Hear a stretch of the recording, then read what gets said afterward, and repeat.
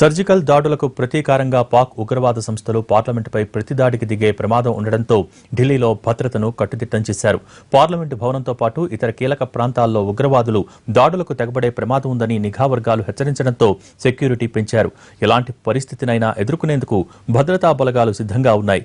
మాక్ డ్రిల్ను కూడా నిర్వహించి భద్రతను కట్టుదిట్టం చేశారు. మరిన్ని వివరాలు మా ప్రతినిధి ప్రసాద్ అందిస్తారు.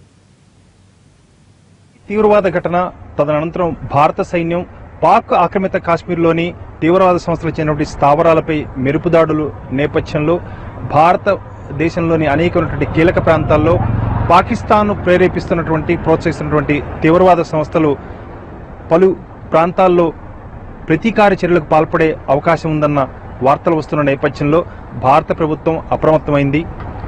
ప్రధానంగా భారత పాలనా వ్యవస్థకు అధికార యంత్రాంగానికి కేంద్ర బిందువైనటువంటి ఈ రైజానా హిల్స్లోని రాష్ట్రపతి అధికార నిలయం, సర్వసైన్యాధ్యక్షుడు అధికార నిలయం, రాష్ట్రపతి నిలయంతో పాటు అదేవిధంగా ప్రధానమంత్రి కార్యాలయము, ఆర్థిక మంత్రి కార్యాలయము, హోంమంత్రి కార్యాలయము, అదేవిధంగా సౌత్ బ్లాక్లో ఉన్నటువంటి విదేశీ వ్యవహారాల శాఖ మంత్రిత్వ కార్యాలయము, రక్షణ శాఖ కార్యాలయం, ఇదంతా కూడా చాలా కీలకమైనటువంటి ప్రాంతం.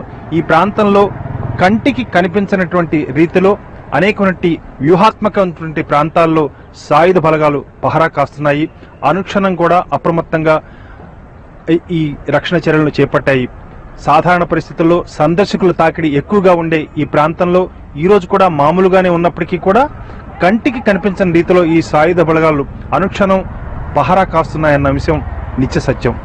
తీవ్రవాద సంస్థలు అదేవిధంగా ఇప్పటికే భారత్లోకి ప్రవేశపెట్టబడి చొరబడినటువంటి తీవ్రవాదుల మధ్య జరిగినటువంటి ఫోన్ సంభాషణల ఆధారంగా నిఘా వర్గాలకు ఆ సమాచారం అందింది. ఈ సమాచారాన్ని ఆధారం చేసుకుని గత శుక్రవారం 7వ తేదీన ఈ పార్లమెంటులో 11:30 గంటలకు ఒక మాక్ డ్రిల్ కూడా నిర్వహించినట్టుగా తెలుస్తుంది. ఈ మాక్ డ్రిల్లో దాదాపు సుమారు గంట పాటు ఈ మాక్ డ్రిల్ జరిగినట్టు తెలుస్తుంది. పాకిస్తాన్ ను స్థావరంగా చేసినటువంటి తీవ్రవాద కార్యకలాపాలు చేసినటువంటి జైషే అహ్మద్, అదేవిధంగా తన అనుబంధ సంస్థ మార్ అనే సంస్థ ఆఫ్ఘనిస్తాన్ స్థావరంగా ఈ తీవ్రవాద కార్యకలాపాలకు పాల్పడుతుంది.